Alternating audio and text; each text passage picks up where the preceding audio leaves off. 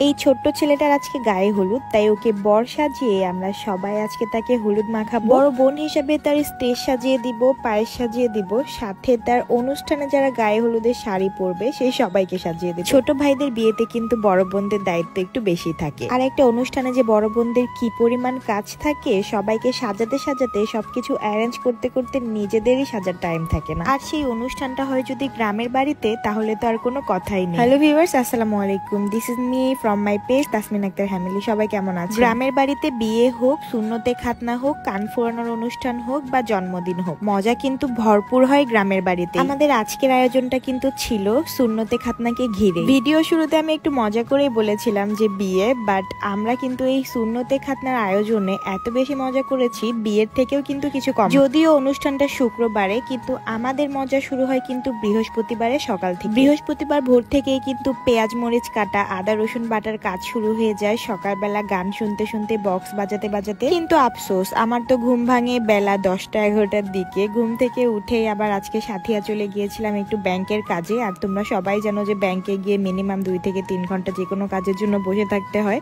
তাই আমি এই মজাগুলো মিস করে যাই সকালবেলার। দেখো আমার আজকে চুলগুলা কত বেশি স্ট্রেট লাগতেছে অ্যান্ড সিল্কি লাগতেছে। আমি কিন্তু কোনো রকমের কোনো স্ট্রেটনার চুলে ইউজ করি না, জাস্ট আমার হেয়ার প্যাকটা ইউজ করলেই কিন্তু চুল এমনিতেই স্ট্রেট হয়ে যায়। আমার যেহেতু চুল একদমই পড়ে না, সেহেতু আমি কিন্তু আমার হেয়ার অয়েলটা একটু কম ইউজ করি। বেশিরভাগ টাইম আমি আমার হেয়ার প্যাকটা ইউজ করি। আমি বলবো তোমাদের যাদের চুলের অনেক ধরনের সমস্যা, যেমন ধরো চুল পড়ার সমস্যা, চুল লম্বা হয় না, চুল ঘন হয় না, চুল পড়ে যাচ্ছে, বা চুলের গোড়ায় অনেক বেশি খুশকি থাকে, চুল জটা পেকে থাকে, সেই আপু অ্যান্ড ভাইয়াদেরকে বলবো যে আমাদের প্রোডাক্ট যদি নিতেই হয় তাহলে আমাদের হেয়ার কম্বোটাই নিবে। হেয়ার কম্বো বলতে আমাদের তেল আর প্যাক দুটোই। তো তোমাদের যাদের এই সবগুলো সমস্যা আছে তারা কিন্তু খুব তাড়াতাড়ি আমাদের হেয়ার প্রোডাক্টটি নিয়ে নিবা। পেজটি কিন্তু আমি ক্যাপশনে দিয়ে রাখবো। গ্রামের বাড়িতে বিয়ে হবে বা সুন্নতে খাতনা, যে কোনো অনুষ্ঠানই হোক, নাচ গান হবে না আগের দিন, এটা তো কোনোভাবেই মানা যায় না। আর আজকে আমাকে একটু বেশি সুন্দর লাগতেছে না বলো তো? আমাকে এত সুন্দর লাগার কারণ কিন্তু এই সুন্দর ফুটফুটে নীল ড্রেসটি তোমরাও চাইলে কিন্তু নিয়ে নিতে পারো, আমি পেজটি ক্যাপশনে দিয়ে দিব। মানে দেখো অবস্থা,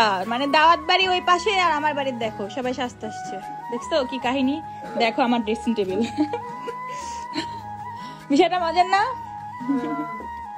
চলো তাড়াতাড়ি সবাই। আমাদের ছোট ভাই ওদিকে বর সেজে বসে আছে, বাট এদের রেডি হওয়া এখনো শেষ হয় নাই। সবগুলারে যে কেমনে টেনে হিসেবে বের করছি। আমি যখন রেডি হচ্ছিলাম তখন আম্মু এসে প্যারা দিচ্ছিল যে ওইদিকে নাকি সবার রেডি হওয়া শেষ হয়ে গেছে। এখন আমি রেডি হয়ে বের হতে গিয়ে দেখি এই সবগুলা ঢুকলো আমার বাসায় সাজার জন্য। তাইলে বলেন কেমনটা লাগে? তো সবাইকে টেনে নিয়ে আসার পর সবাই মিলে বরের পায়েসগুলো রেডি করে রাখলাম তার স্টেজে। তারপর আমরা সবাই মিলে বরকে আনবো। ভেবেছিলাম বরটাকে সবাই মিলে কোলে করে নিয়ে আসবো, কিন্তু তারপরে মনে হলো না, বরকে বিয়ের স্টাইলে নিয়ে আসি। আস্তে আস্তে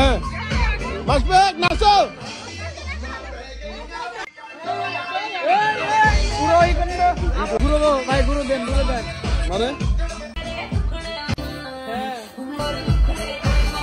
দেখেছেন সবাই, মাশাআল্লাহ আমাদের ছোট্ট টুকটুকে একটা বর। তারপর বরটাকে স্টেজে বসে একটু ধৈর্য ধরে বসে থাকতে বললাম। আমরা সবাই এত কষ্ট করে সেজেছি, একটু পিকচার ভিডিও না তুললে হয় বল? সবার রিকোয়েস্ট ছিল যে আপু তুমি শাড়ি পরো, বাট আমার শাড়ি পরতে একদমই ইচ্ছে করতেছিল না। তার উপর আমার পেটিকোট ব্লাউজ কিছুই ছিল না। ওইদিকে বরটাকে বরটার বাবা মা পায়েস খাওয়াচ্ছিল, বরটার নানা নানিও পায়েস খাওয়াচ্ছিল। তারপরে ওদের পায়েস খাওয়ানো শেষ করে আমরা পায়েস খাওয়ানো শুরু করি। আমার আজকের ব্লগটা মনে হয় একটু বেশি লং করে ফেলেছি, জানি না তোমাদের বিরক্ত লাগতেছে কিনা দেখতে। তারপরেও একটু কষ্ট করে দেখে নিও, তোমাদের কাছে একটু হলেও ভালো লাগবে।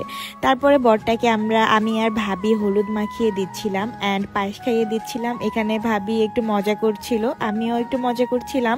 তো সব মিলিয়ে কিন্তু আজকের দিনটা অনেক ভালো কেটেছে। তো কালকের অনুষ্ঠানের ব্লগটা কে কে দেখতে চাও অবশ্যই কমেন্ট করে জানাবা। আর আজকের ভিডিওটা কিন্তু এই পর্যন্ত শেষ করছি। লাস্টে আমরা একটু ছবি তুলতেছিলাম। তো সবাই ভালো থাকবা, সুস্থ থাকবা, আল্লাহ হাফেজ।